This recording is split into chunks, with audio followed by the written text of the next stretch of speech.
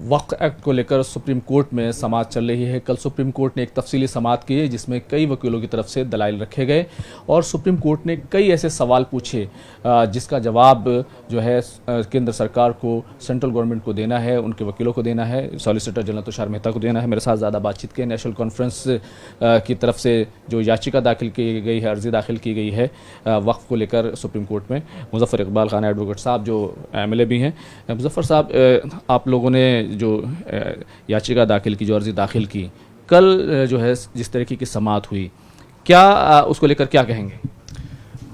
कल इसमें शक नहीं कि बहुत अहम नुकात जो थे इस कानून के वो कोर्ट के सामने रखे गए और इसकी खामियां भी रखी गई और कोर्ट ने अप्रिशिएट भी किया। बाद में सरकार ने अपने वकील के थ्रू ये कहा कि हम इस पर आधा घंटा आर्गू करना चाहते हैं।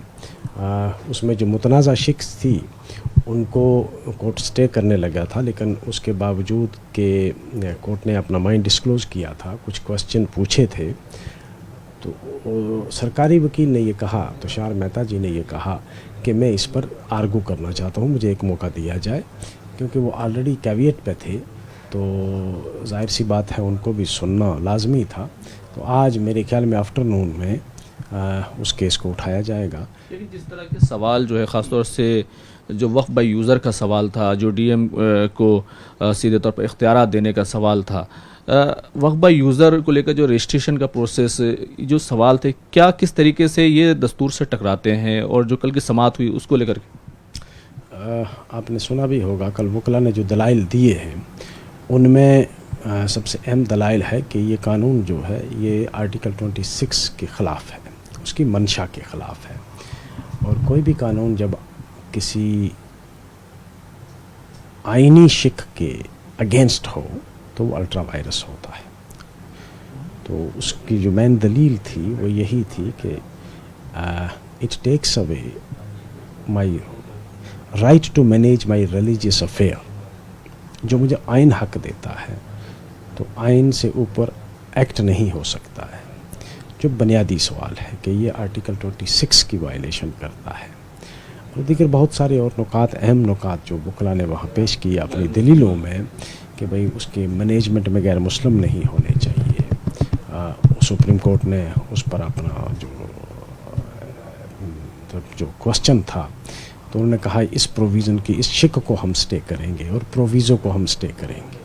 और वक्फ बाय यूज़र, जिस तरह आपने कहा, वक्फ बाय यूज़र की जो प्रोविज़न है उसको भी हम स्टे करेंगे। तो आज देखते हैं, आज अभी हम सब, आप भी और हम भी देखते हैं क्या होता है। सीधे तौर पर नेशनल कॉन्फ्रेंस का जो मौक़िफ़ था, मुजफ्फर इकबाल खान का जो मौक़िफ़ था, कहीं ना कहीं कोर्ट ने वही सवाल दोहराए, और क्या उम्मीद? हाँ बिल्कुल वही, असल में कानूनी पॉइंट तो सबके एक ही थे, बेलाबरेट किए हैं वकला हजरात ने, हम भी उसी पर डिपेंड करते हैं। कल अंतरिम ऑर्डर पास होने की बात हो रही थी लेकिन वो नहीं हुआ। क्या आज अंतरिम ऑर्डर पास होगा? आप लोग क्या चाहते हैं इस पूरे मामले में? हम तो चाहते हैं कि इंटरिम ऑर्डर, इस पूरा एक्ट को स्टे किया जाए। अब देखते हैं कोर्ट क्या व्यू लेता है। कोर्ट के बारे में तो पहले एडवांस में कहना बहुत ही मुश्किल है। कोर्ट तो बाज़ औक़ात ऐसा होता है कि आर्डर पास करते करते माइंड चेंज हो जाता है।